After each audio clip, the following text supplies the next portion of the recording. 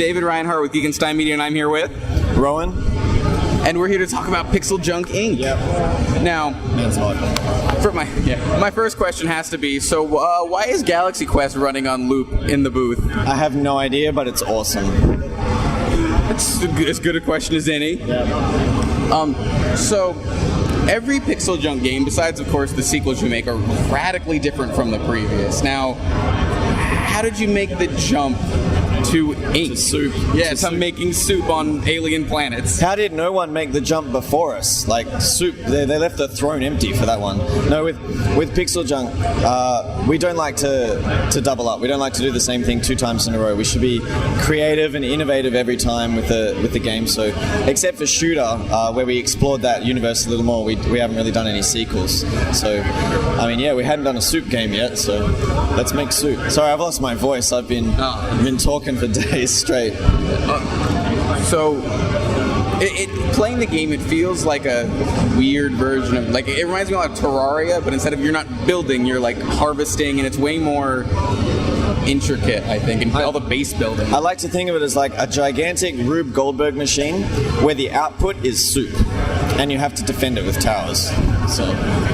It's kind of like a weird blend of everything you guys have made. It's a nightmare to explain to you guys because everyone asks, like, quick, give me what's the elevator pitch of your game? So I hope this is a long elevator, because when we tell them the genres that we've mashed together in here, there's tower defense, there's Metroidvania, there's that real-time resource management and strategy, and all of these things together in a big Rube Goldberg machine. They say, really?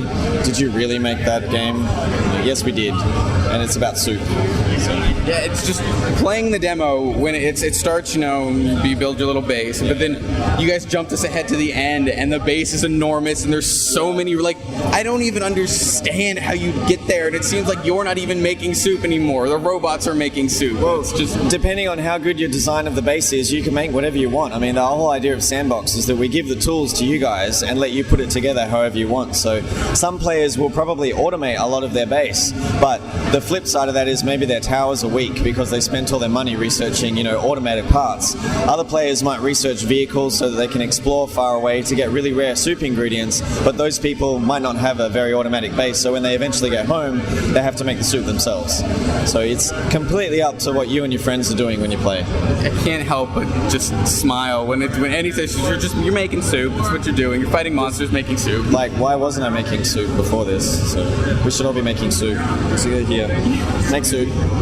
Where did you guys go with the, like, I don't understand the idea.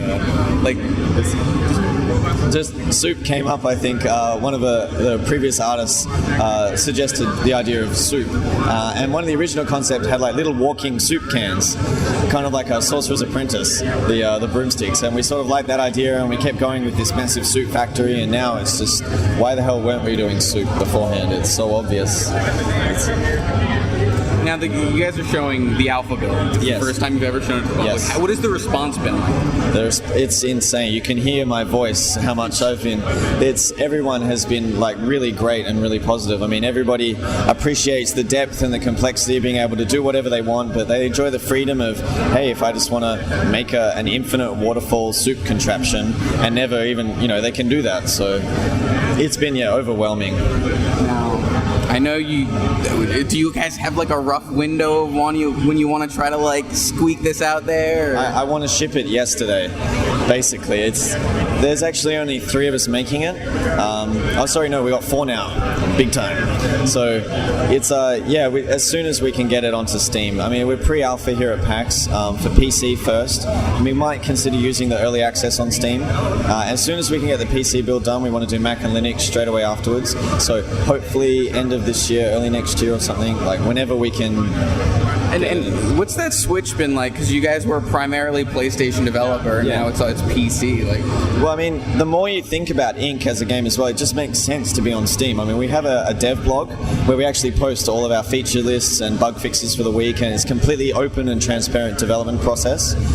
We can use Steam Workshop, and we're going to support mods. So anyone that wants to make their own robots and their own vehicles, Steam lets us do that. We can do patches and updates, so we can just keep iterating to the game after we release it and add more content can add more, worlds and environment types. Like, Steam just makes sense for this game, and the online co-op as well. At least 4-player online co-op when we launch. So, and we have the local split screen as well.